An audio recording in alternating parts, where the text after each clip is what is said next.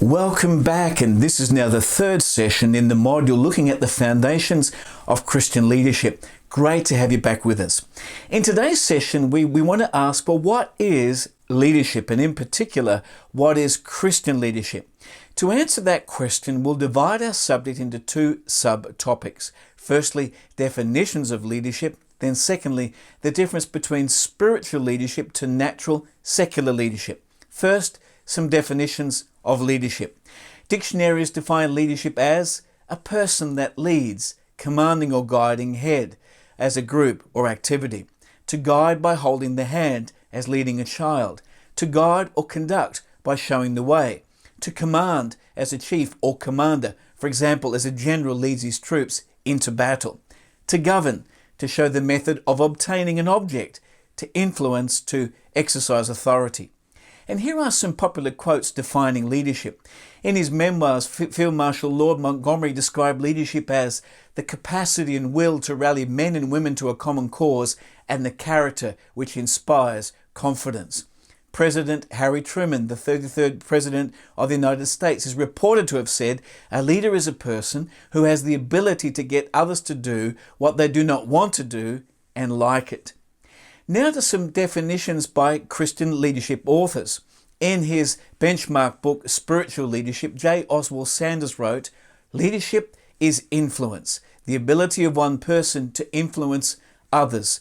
One man can lead others to the extent he can influence them."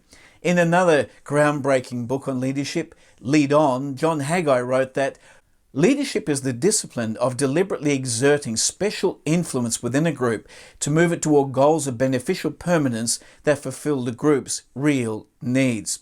Aubrey Melfors suggested the following definition: a Christian leader is a servant with the credibility and capabilities to influence people in a particular context to pursue their God-given direction. Miles Monroe wrote in his book, The Spirit of Leadership, that leadership is the capacity to influence others through inspiration, motivated by passion, generated by vision, produced by conviction, ignited by purpose. For the purposes of this module, we're going to adopt Robert Clinton's definition of leadership written in his great book, The Making of a Leader. He wrote that a leader, in a biblical context, is a person with a God-given capacity, with a God-given responsibility to influence a specific group of God's people towards God's purposes for the group. Now let's secondly look at the difference between natural secular leadership to spiritual leadership.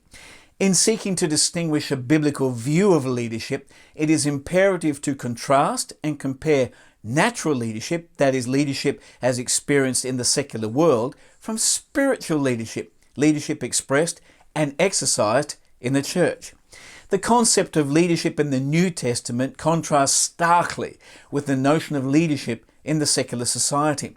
The differences are seen in things like the status of a leader's position, the exercise of a leader's authority and power, the motivation and ambition of a leader, the purpose and performance of a leader, the measure of success and greatness, the price and cost of leadership, rewards and recognition.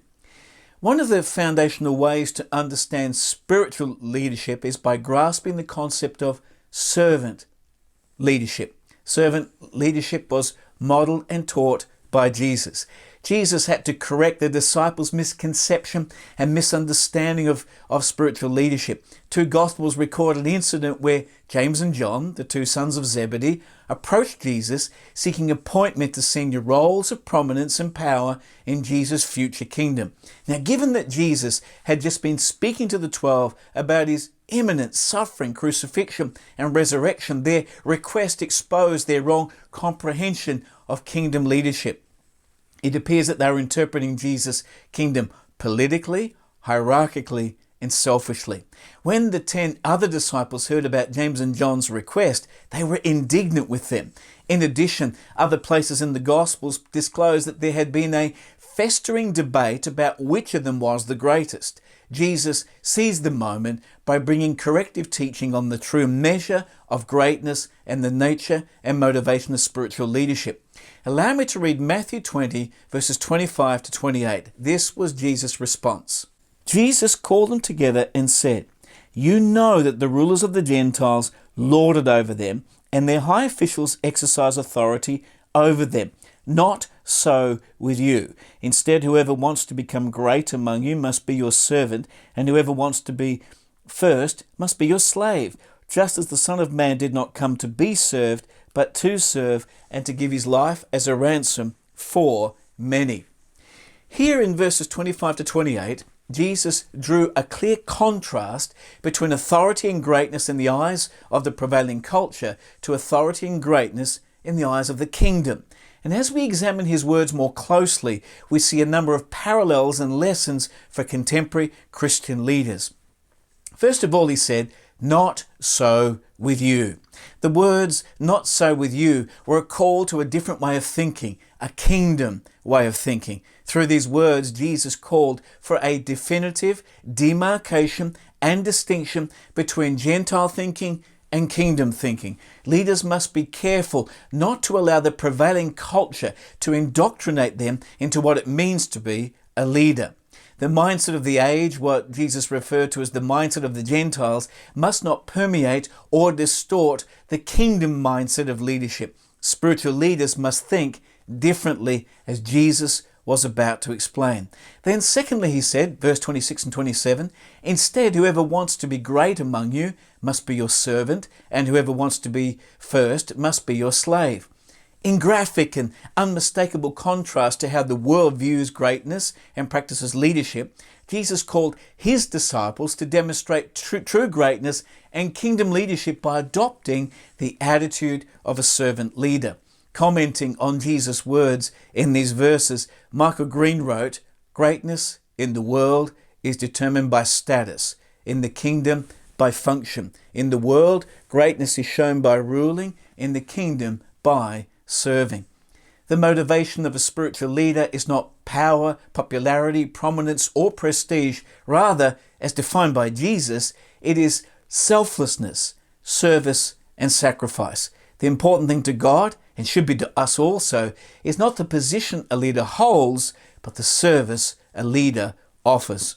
Then thirdly, verse number 28, Jesus said, "Just as the Son of Man did not come to be served, but to serve, and to give his life as a ransom for many." As the perfect example and embodiment of not being first, but servant and slave, Jesus referred to the purpose of his incarnation, life, and ministry. He did not come to be served, but to serve. To Jesus, his concern was not the status of his leadership, but the purpose of his leadership. In addition, he came to give away his life in exchange for the many who are held hostage to sin's slavery, Satan's tyranny, and eternal death. Through his sacrifice and selflessness, Jesus came to bring people into right standing and relationship with God, a radically new dimension of living. In applying this to church leaders, we note that true greatness in God's kingdom is not position, dominance, or ordering others about, but selflessly doing whatever is necessary in leading people to fulfill God's purposes for their lives. In short, to develop a proper biblical view of leadership, a Christian leader must firstly understand a right kingdom perspective about the motivation and the measure of greatness. There's nothing wrong with aspiring to become a bigger and better leader. What I'm trying to emphasize is the importance of our motivation, which should be to use whatever leadership position we hold to serve others. So, in summary, we noted a spiritual leader has been defined in many ways, but is primarily, to use Clinton's definition, a person with a God-given capacity, with a God-given responsibility to influence a specific group of God's people towards God's purposes for the group. Jesus is the model leader and exemplified servant leadership, which is using whatever leadership position we have to serve others. Well, that's it for this session. Next time we'll look at 3 big questions about leadership. I look forward to seeing you then. God bless.